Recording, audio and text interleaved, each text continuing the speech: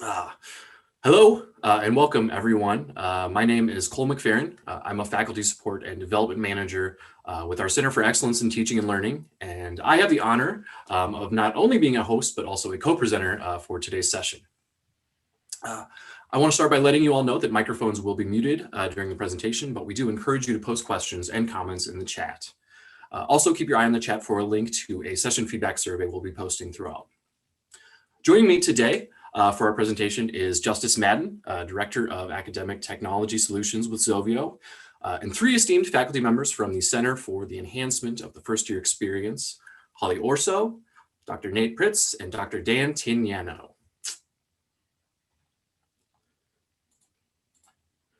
To give a sense of the structure for our presentation today, I want to just give a quick overview and background to kind of help set the stage for our main presenters.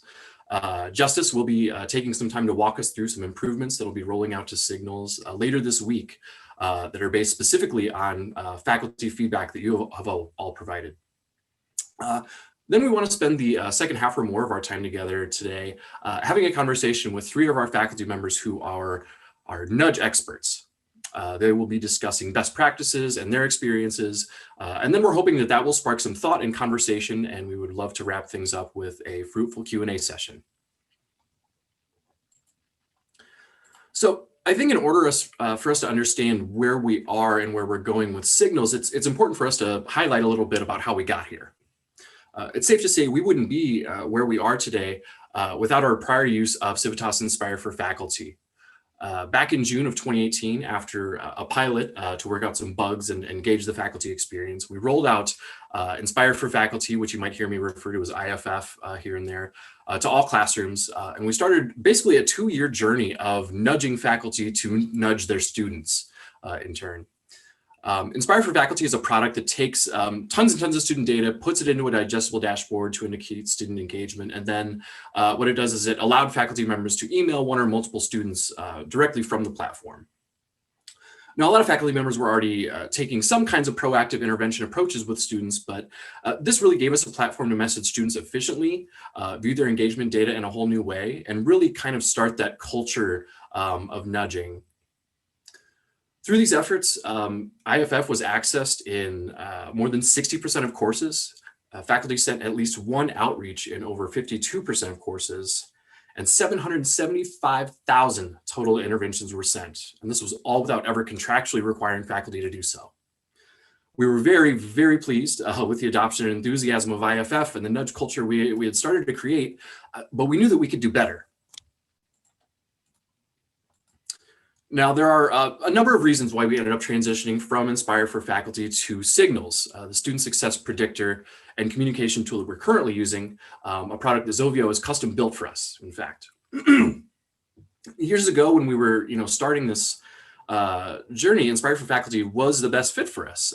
There were less products like it on the market, but as we worked with them throughout the years, the customization just wasn't quite where we wanted it. While it gave us some really nice insights into student engagement, we didn't always have a clear grasp of all the factors and data going into an engagement score, for example. The data model that they used, which makes a lot of sense for a more traditional campus, didn't always quite translate to our super fast-paced learning model. In fact, one of the areas we received lots of feedback when working in Inspire for Faculty was that the refresh rate was not quick enough to keep up with our pace. Another feature that we had tried with IFF that we knew could be improved with Signalz was in regards to intervention templates. For the rollout of Inspire for Faculty, we had built an entire library of templates and interventions for various situations where a faculty member would want to reach out to a student that they could use as a starter. And then we knew with Signalz that we would be able to improve that from kind of a manual copy and paste process to actually being able to have them directly in the tool, which is really cool if you haven't had a chance to take a look at that yet. When we were weighing our options, we knew that working closely with Zovio in developing a homegrown product was really a good option because they were so eager to keep improving the product and listen to faculty about their experience, which we're really already seeing in the new release of features that we'll be talking about today and that you'll be seeing later on this week. So And then, the faculty that provided, the feedback during the pilot was very, very pivotal, in the successful rollout of Signalz for sure. And then the feedback actually that faculty have provided since then has really created what's going into this rollout with these enhancements. So, I just want to iterate that we do have a specific avenue we encourage faculty to follow when you do have feedback for Signalz. It's built right into the faculty resources page, and then you can leave that feedback there. So please do keep providing new ideas when you have them.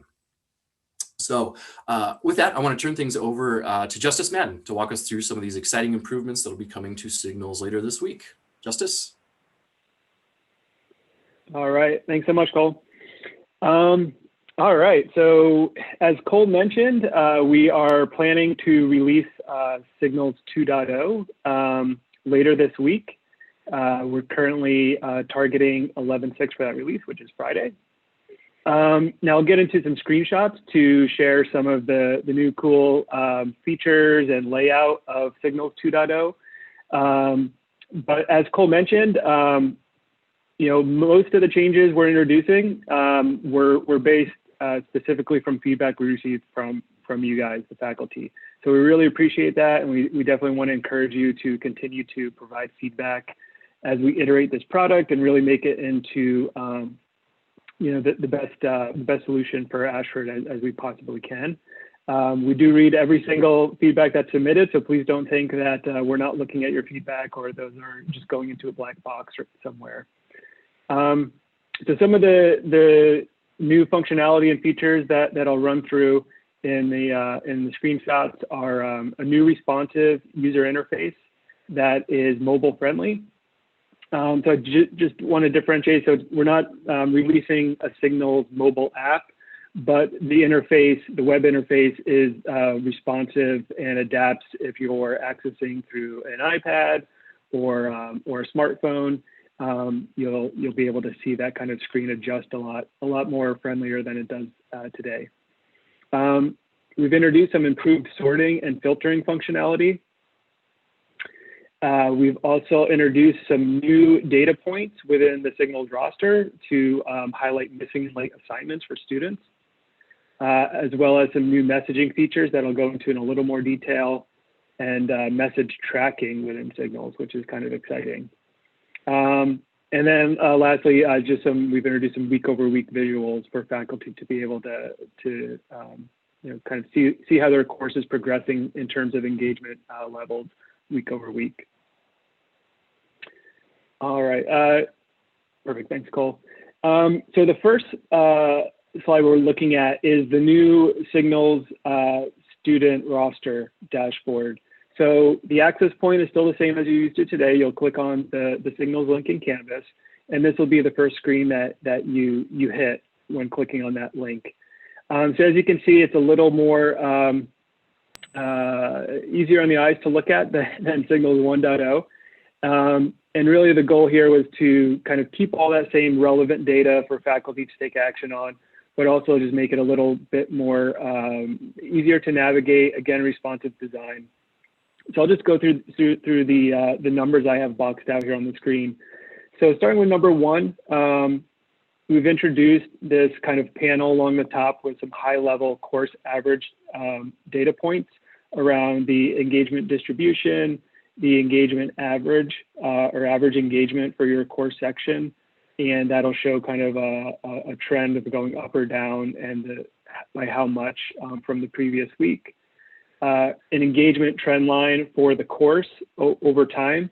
So as the course progresses, you'll see that trend line kind of change, and it'll just give you a quick visual on if your course is kind of trending up or trending down. And then we've also surfaced the 3 lowest engaged students per the engagement level score.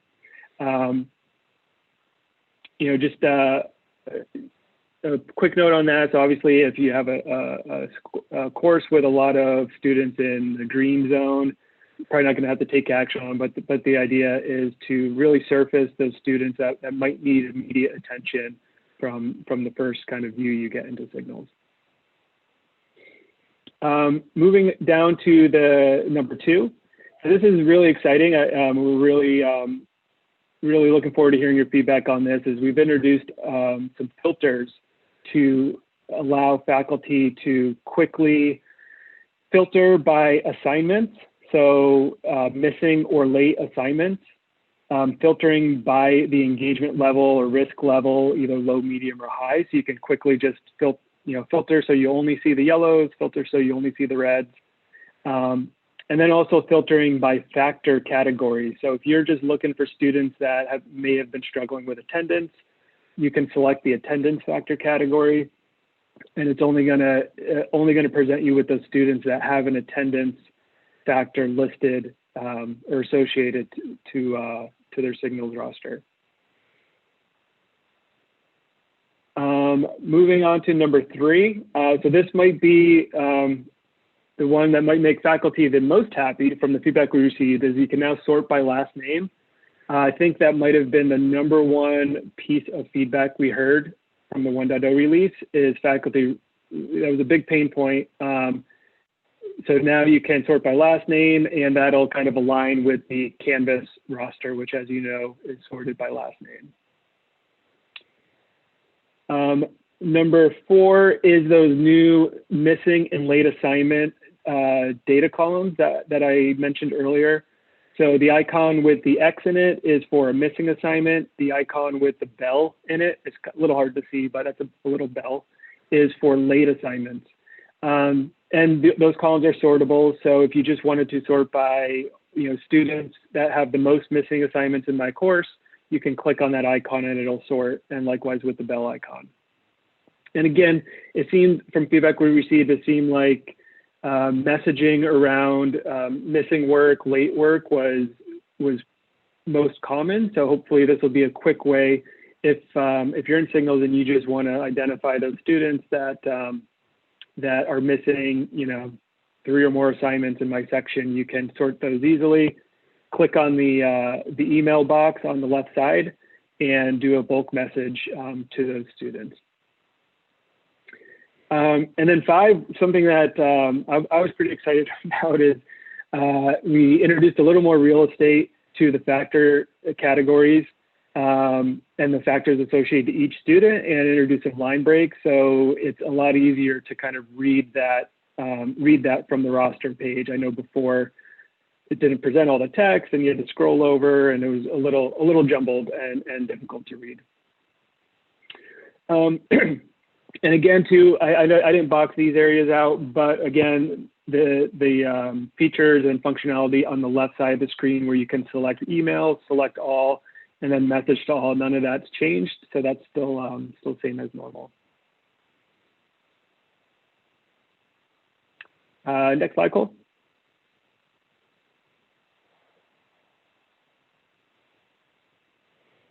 All right, so the next item that we've improved is the messaging tool. So this is a visual of when you do click on that, send email. One thing you may notice, it's a bit bigger, it takes up a little more of the screen.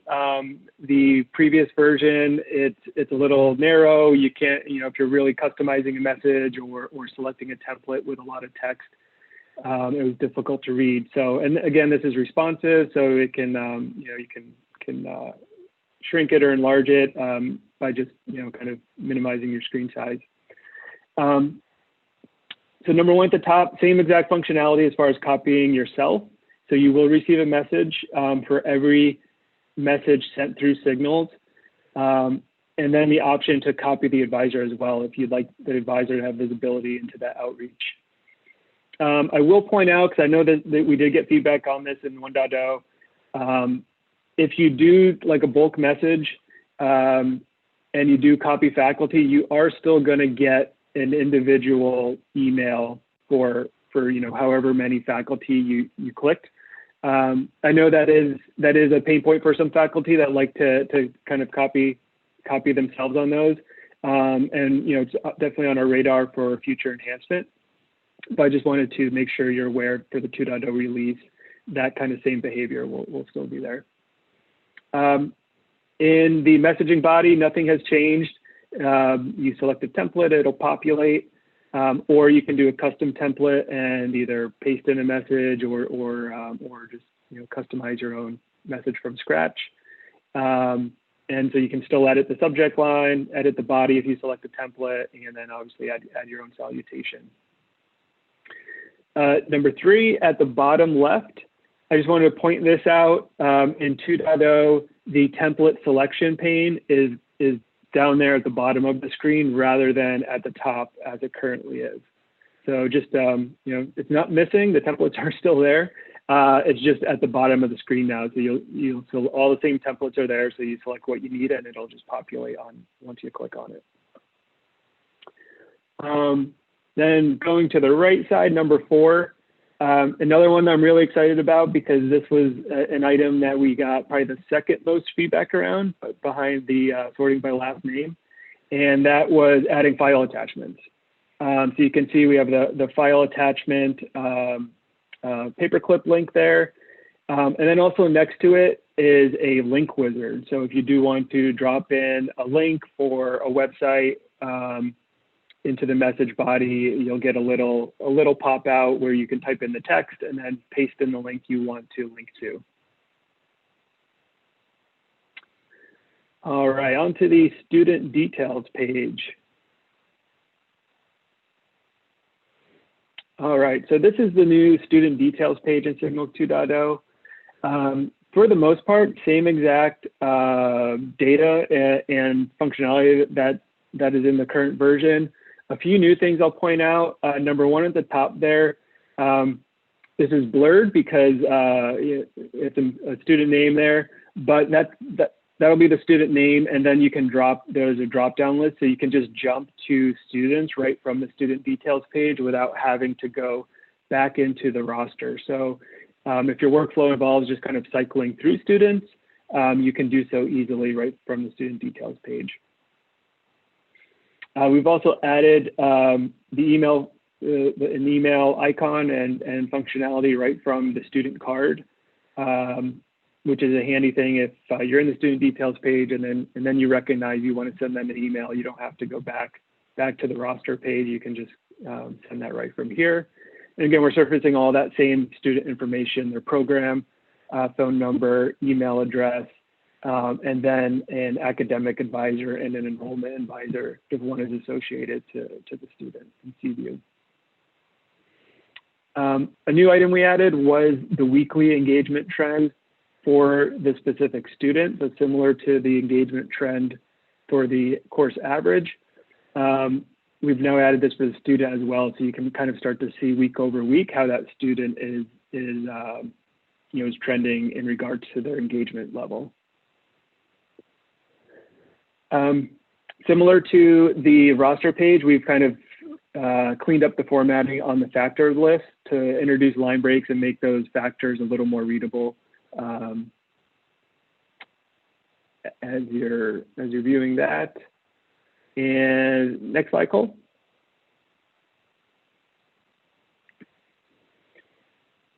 All right, so this is an extension of that student details page. I wanted to put this in a separate slide so I can call out some of the changes. So this is around some changes to how we're managing messaging out of Signalz. On the left side of the screen, this is where you'll see the individual templates or I guess message from Signalz that was sent. It's this was our kind of our testing scenario. So you're seeing a lot of different messages that were sent. Realistically, you might only have a couple for a student, 1 or 2, 3 or 4, somewhere around there. You're not going to see so many here.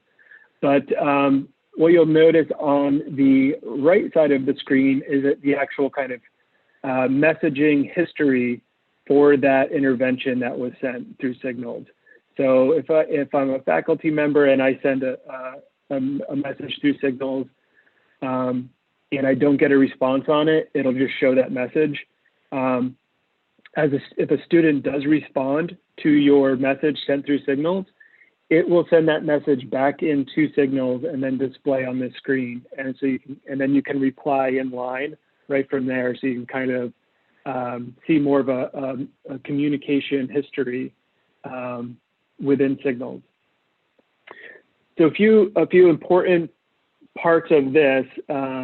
is that, one of the real benefits of this is that it brings that messaging back into the Signalz platform, and then allows for a lot more, for the university to really leverage that data a lot more. They can start to really get some insights into how students are engaged, what templates might engage students more, and really help them build out strategies for student interventions and student nudges. Now, one big difference is that if I'm a student and I reply, I get a message from Signalz from my faculty member and I reply, the message goes back into Signalz like we're seeing right here. As the faculty member, you'll get an email to your Outlook that notifies you that the student name has responded to this message, and with a link that'll bring you right back into Signalz so you can see that message right away. So kind of a one-click link right back into Signalz to see that messaging communication.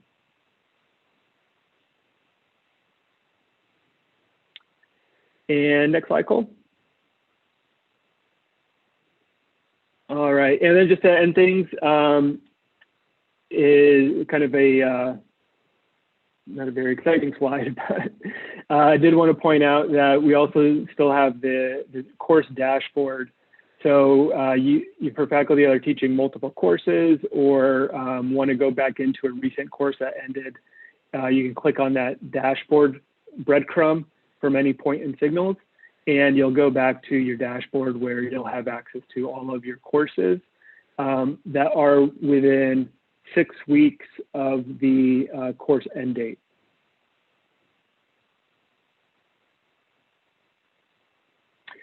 And that's it for me. Again, just to reiterate, we will make sure that we'll get a new guide, user guide out, and make that available for the 2.0 release. And we'll also really promote that feedback link, because we really want to hear your feedback. And as Cole mentioned, we're not stopping at Signalz 2.0. We're going to keep iterating and making improvements to the product, and we really look forward to hearing from you. Thanks so much, Justus, for walking us through those. We did actually have a couple of questions just coming from the chat. I thought it might be nice to take care of quickly before we move on to our faculty speakers. Margaret asked about, will 2.0 remove students who drop so we don't have to search them out from active class students? Do you want to talk about some of the recent roster sync fixes that have gone into place? Yeah, no, that's a great question, and definitely was a pain point when we first released. And we full disclosure, we worked through some different issues on the rostering to make sure. Obviously, the goal is to get the rosters in sync with the Canvas roster, and we have had several releases to address some of those, and I think we're in a much better spot than when we first launched in August. I will point out, I know sometimes right around that course start date, when there is a lot of activity with late adds and drops, we do see some variance. And I will say, if any faculty notice it past their course start date, a day or two after the Tuesday start, you notice things are not aligned, certainly let us know, and we'll certainly look into that. But yeah, the goal is to get those in sync as much as possible. Great, thank you. And then the other question that came up too was, will the 2.0, Leslie asked, will 2.0 be implemented in classes starting 11.6 and beyond, or will it impact everything that's live as well? It'll impact the live as well. So it'll just kind of be the new same link. Once you click on that link, it'll just be the new kind of site that you hit. So all the same courses you had access to, student rosters, all that stuff will still all be there. It'll just kind of look different. Great, awesome. Thanks so much, Justus.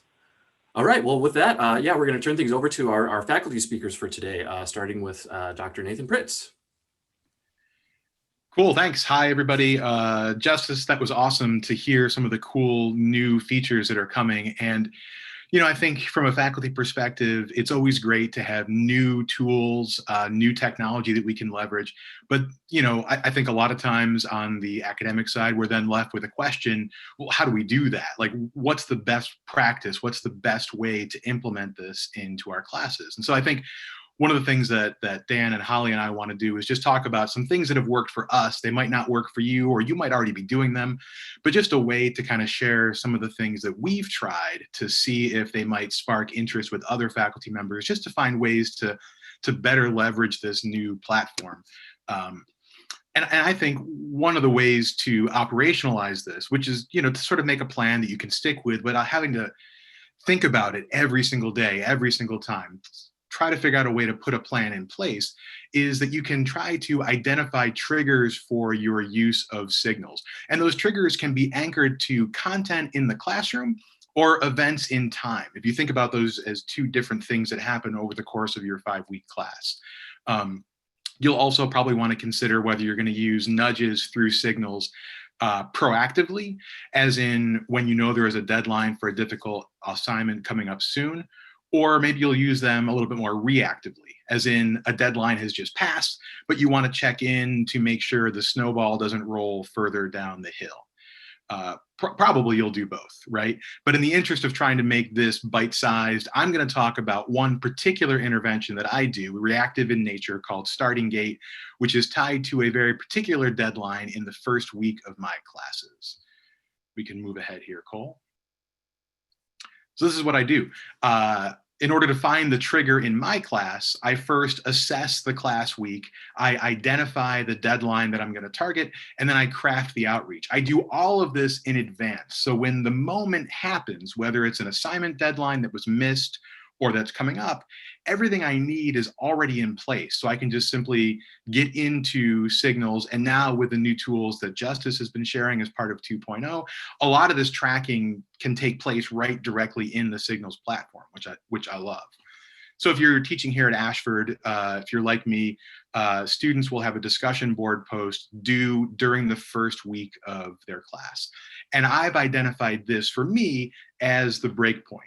Missing the deadline alerts me to the fact that a student is stuck in the starting gate for whatever reason.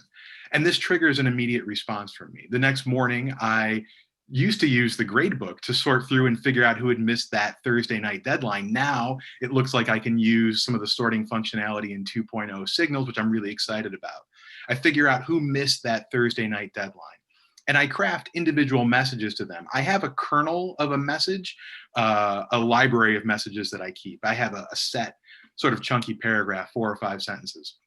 But then I trick that out. I craft a message that's personal and empathetic using any details I can glean from the classroom bio or introductory posts that the student might have made in the classroom. I email them directly, I call them by name, you guys know all that sort of thing. But I also use the Signals platform to make the really important fact crystal clear that I will still accept the missing assignment. I'm also really direct, stating clearly that they missed a deadline, and I try to establish an acceptable time frame for getting that work submitted. I've shared before with a few other people that I've been tracking this in my own classes for about 7 or 8 months now, but the results have been really astounding to me. Students almost always write back to me to thank me for this outreach. They describe their situations, their struggles, and they give me a better picture of where they are as a student.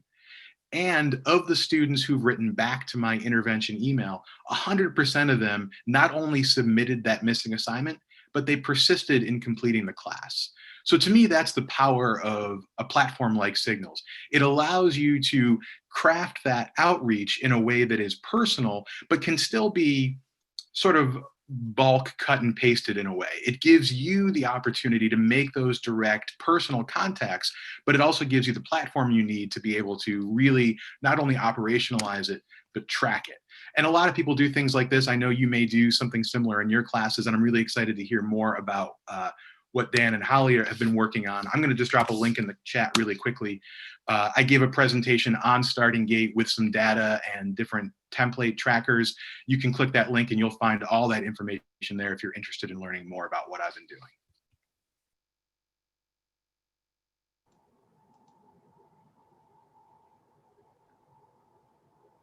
Hi, everyone. I'm Holly Ourso. Thank you so much, Nate. That was an awesome example. I attended that presentation that you gave us the link for live, and it was extremely informative and helpful. I love Nate's idea to start in week one when you can make that connection with the student. You know, I noticed that it's November in San Diego County. I got a nudge to remit my property taxes. So nudges are effective. And if you want to know why nudge, well, nudges are effective. And we've been using them academically in math classes for a couple of years now. We do a retention reach out program, and we partner with the advising team, Ken Fettig's advising team, including Blanca Blanco and Jody Napke. And their teams reach out to students who we identify as being at risk or at potential to succeed in particular classes. And what the advisor does is at the end of the second week, the marker we pick, if the student hasn't met that marker, then I send a list of those students to the advising managers. And then each one of those students is individually reached out to, usually by phone. And when this happens, the student, it turns out in our intermediate algebra classes that 10% of the students who get this outreach as compared to those in the control group who don't get the outreach, those students do better and those students succeed in the class, whereas otherwise they might not have. So the reaching out to students is effective, and this is impactful. I want to point out some features of it. This outreach doesn't provide any math information. It doesn't provide any individual, oh, you missed this problem, here's what you can do. It's simply a reminder, here are these resources that you can use. This is the way you would want to go about that, and some encouragement. And I feel like the phone calls can also be impactful because there can be a back and forth. Because of this, students who get this outreach, it really makes a difference in their sort of determination to succeed in the class. And I occasionally reach out to students a little bit later in the class and hear back from them personally. And what some students will say is, oh, I had given up, but now that I've heard from you, I'm going to apply myself some more. And that really makes a difference. So just reminders to work on the problems for credit, reminders about work that can still be submitted, like Nate says, in the note, if it's remarked that the assignment can still be submitted to the student, that's big news. And then possibly some tools for success. So if you think that that's impactful coming from an advisor, maybe not even the student's own advisor, imagine how impactful that could be coming from a faculty member. Let's go to the next slide, Cole. So you're a busy professor, you have a lot of classes, you have trainings to attend, you have many things to do. How do you find time to nudge? I am definitely a devoted nudger. I feel that it's worth my time. I, like Nate, have things prepared to nudge in certain situations. So I thought I'd talk a little bit about how I find time to nudge. The first thing is that I need to keep my nudges brief. A short nudge is more likely to be read and absorbed and more likely to be impactful. What I tend to want to do is to send a note that's customized to every single student. And honestly, when I have a directed study, I do that. In a regular size class, though, I've learned that it is possible to get my nudges out there if I categorize the recipients. And we'll talk about that a little bit more in a minute. Cole, if you could just click, but don't go to the next slide. So like Nate suggested, if you can narrow who receives personal nudges, this can make it time effective on the part of faculty. And you can also reuse nudges. For example, I found that on day 28 of a particular class, many students missed this particular topic, union and intersection of intervals, in this particular class in intermediate algebra. And this was true even though this is a week 2 topic. So in theory, students who still have that left, they're maybe struggling. I've even seen a student who has only one topic left and that's it. And there's a video to help students with it in the program. So I decided that I would track and see who needed it. And 2 out of 3 students in that class needed that nudge. And I sent that to them individually. But instead of writing one note for each person, I leveraged, at the time it was Civitas, but now it would be Signalz. I leveraged that tool to write one note and put insert student name, and boom, I can use my time efficiently and effectively, but the student experiences it as a personal nudge. And it's a personal nudge on a specific topic that the student missed. So the student really feels that they're being, watched in a good way and monitored. So that can be very impactful to build that connection. The last thing I want to say about finding time to nudge is ditch perfectionism. Okay, do proofread the nudge, make sure there are no typos or misspelling errors or punctuation, but the nudge that gets out there is the one that's the most effective. Next slide, Cole.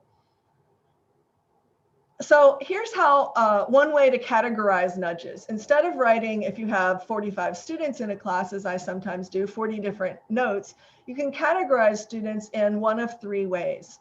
The students on target to succeed. When you monitored their progress in this certain area, they were doing great. And if you were going to guess, you would say that person's going to go on and succeed in this class. That's nudge category A. Praise the student's efforts and maybe offer assistance if needed, but let the student know they're doing great and you're good to go. Then there's the category who they're kind of there. In all likelihood, the student will succeed, but there may be some particular points that aren't quite where they need to be. Maybe there's one tool or resource the student is not using. So here I will group those students and give part praise. Wow, I see you did great on the Alex lab. And part reminder, hey, did you know there's also an Alex homework to complete this week? Or did you know that the end of course survey is a two-step process? And in order to earn the credit for it, you'll need to do the second step. So nudge B encompasses that second category. And then there are the students who might be called at potential or at risk, or students who you're looking at it and you can see there's something that's missing. If the student continues along this trajectory, they will not be bicycling smoothly down the sidewalk of learning algebra or your subject. They will hit some bumps. So this note can give praise for anything the student has done well, or it can simply say, hey, I noticed that there was something that's missing. And then it can say, did you know there was this resource? You can be encouraging and offer tools. You can offer to help. Hey, I'm here if you have questions. The other thing that I sometimes will do is say, I noticed you didn't submit the week 4 discussion, or the week 4 discussion isn't up to your usual standards. And I'll ask, is the student okay? Remember, at the end of the nudge, we want the student to feel supported and empowered. We want to have the student have in their mind, hey, I have a resource, or the teacher's on my side. I don't want the student at the end to feel like, oh, I messed up. I want the student to feel like, hey, there's an avenue that I can take. So by categorizing my nudges, I can quickly write 3 emails and then I save them, and so I can use them again the next session, or tweak them if I'm teaching a different class, so I can make a similar nudge in week 4 in another class by tracking a different progress marker. Next slide. When I categorize nudges, to finish that slide up, what I find is that I'm able to be time effective. But a lot of times nudges are something that are on my list and they can get moved to the bottom of my list when I want to create a new nudge. So I suggest building a nudge community. If we share with our colleagues, we can really expand our horizons about how other professors interact with students and encourage students. And this can positively impact our ability to nudge. It can also inspire us. Like, I am inspired by Nate's story that I saw in his original presentation. And in my new class starting in mid-November, I'm going to implement that strategy. And Nate actually tracks the results. I'm great at giving the nudges, but I can improve in tracking the outcome of the nudges. So I'm going to learn from Nate, and my guess is that other colleagues have just as valuable ideas to share. So why not host a nudges party? Maybe a College of Arts and Sciences professor, a College of Education professor, a Forbes professor meet up for 40 minutes, and they create a time. That time is blocked off to create nudges, to share nudges and nudge strategies. Oh, I'm going to do one after week 2, because when students present the draft of that paper, there's an item they always miss. And if they miss that, I'm going to nudge them. And that might remind me about something that I could nudge my math students on. So sharing your nudge victories, not only in a small group setting, but also at your department meetings, can spread the word that others are nudging. And if you create nudges that are particular to a class, those can be shared with associate faculty as well, and thus benefit not just the students that you're teaching, but can spread out and benefit more and more students. Thank you all for your time. Dan is now going to talk a little bit more about some other things and tell us how we can all collaborate with each other. Take it away, Dan. Well, since we're almost 10 minutes over at this point, I already put the, are we not? No, we have a whole hour, Dan. Okay. We just All gave right. shorter presentations to leave time for Q&A. Okay, I put this information in the chat already, but I am in the center for first year experience and oversee COM 200, the interpersonal comm course, but also Speech 103. Speech 103, the oral comm course, is a course that I participated in the design of, and also wrote the textbook for that course. So I teach that course as often as I'm able, and I think I've lost count of how many sections I've taught this year, but it's quite a few. Now, it's an unusually challenging course for the 100 level. In that course, students are, in addition to one discussion a week, except for two each week in week 1 and week 2, students are preparing a paper where they analyze a speech and 3 speech outlines. And then they're presenting 4 presentations and 3 video blogs that are only viewable by the instructor. But they need to access and use the video tool successfully 7 times in 5 weeks. It's really pretty demanding, and you need to do all you can to keep students on track. So my use of Signalz, and before Signalz, the Civitas tool, my use focuses on being proactively supportive, anticipating the challenges that students are likely to run into in Speech 103, and preparing them to meet those as successfully as possible. So with the exception of week 1, where everyone gets the same welcome nudge that I send out through Signalz, usually on Tuesday or Wednesday of the first week, every Monday starting in the end of week 1 through the end of week 4, I send out a nudge that I call the check-in nudge for week 1 to week 2, and week 2 to week 3, and so on. And I have versions written at 3 levels based on the student engagement level that's being detected by Signalz. And the majority of those nudges are the same for all 3 students, and they provide a look at the week ahead and my recommendations on when you should be doing what to stay on track and to get everything in on time. But where that's in the middle of these nudges, and at the beginning and at the end, there's a little bit of supportive wording based on the level that they're at. So if a student's in that high engagement group, I let them know. I said, the metrics that our tool looks at is indicating that you're really engaged with the class. And that's great, because everything we know says that you're on track to be very successful in the class, and keep it up, and try to stay in that group for the remaining weeks of the course. And if a student's in the medium course, in the medium engagement group, I encourage them to put a little bit more in and move up to that group, and then try to stay in the group. And if they're in the low engagement group, I really try to emphasize getting caught up, and not, once you start falling behind, especially in a class like this, it's very easy to fall further and further behind. So I try to really drive the message home, starting in that week 1 to week 2 message, that you are much better off trying to move up from low to intermediate, or even low to high, early in the course than trying to do it later on. And as a result, I see that I really, by the end of the course, I have usually no more than 1 or 2 students, if any, in the low engagement group by the time the course ends. So I focus on providing advice for the week ahead to everyone, and then sort of bookend that with less specific, more general advice and encouragement about the course as a whole, based on their engagement level as indicated by Signalz. Now, a couple things I want to emphasize is, I think it's a big help to have standard content set up and put together ahead of time. And I use Google Docs to do that, because I can access Google Docs files on an iPad or on a computer, in a pinch on a phone. Um, but I also want to talk about making it a habit by using, I use Microsoft To Do as a general task management tool.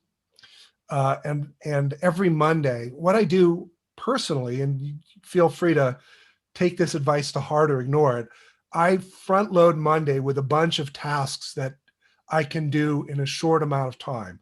Hopefully each of those tasks is going to take me less than a half hour, so that I can start off my Monday morning each week by very quickly checking off 5 or 6 or 7 items on my to-do list, which gives me a lot of momentum going into the rest of the week. That's just me. I think it works great for me. Maybe it would for you.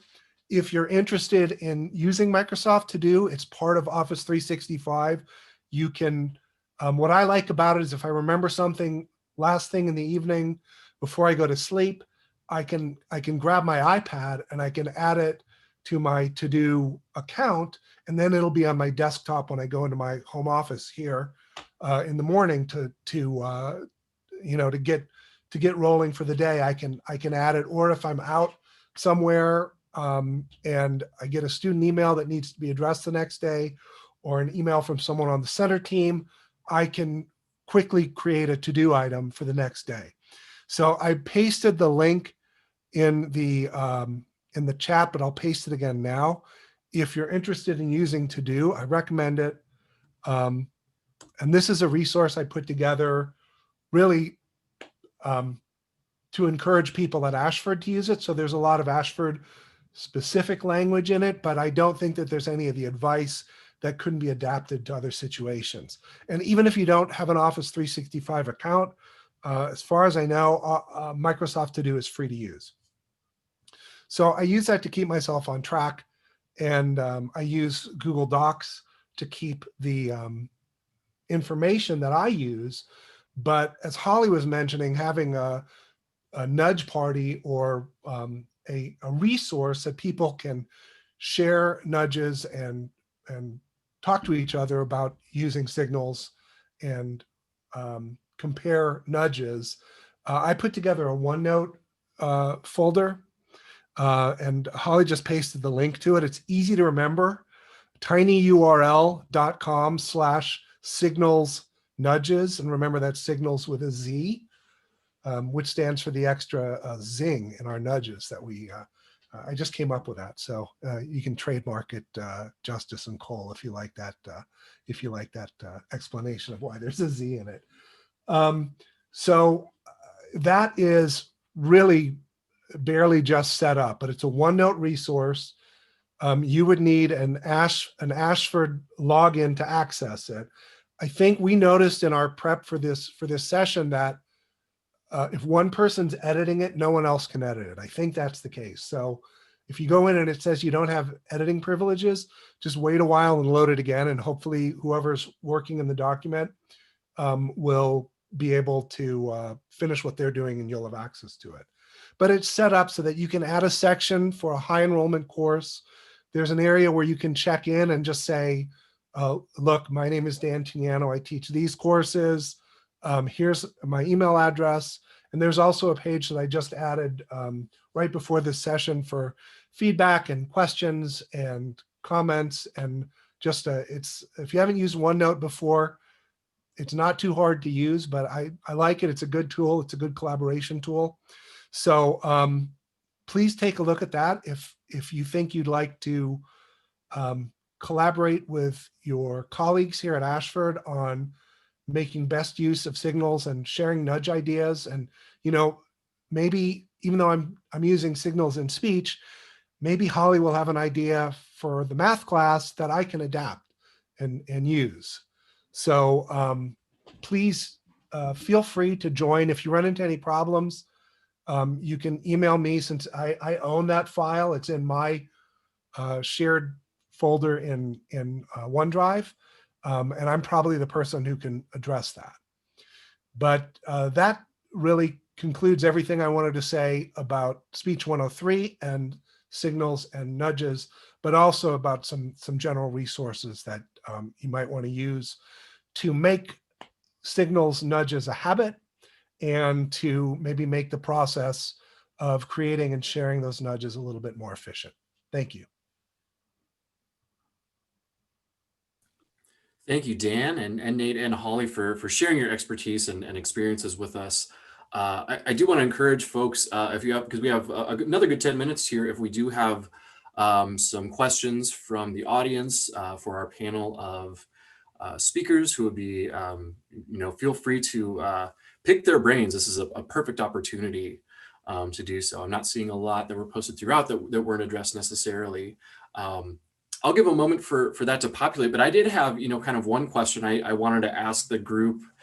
And it was Holly in particular who brought this to, who mentioned it during the meeting, but if anybody else, wants to chime in, please feel free to do so.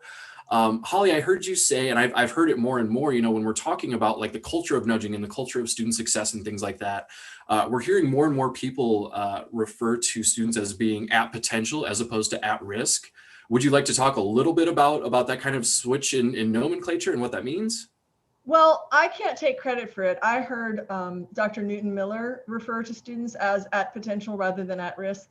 When I do a nudge outreach, I am not anywhere in my student communication referring to at risk or at potential at all. So the student would never hear that term.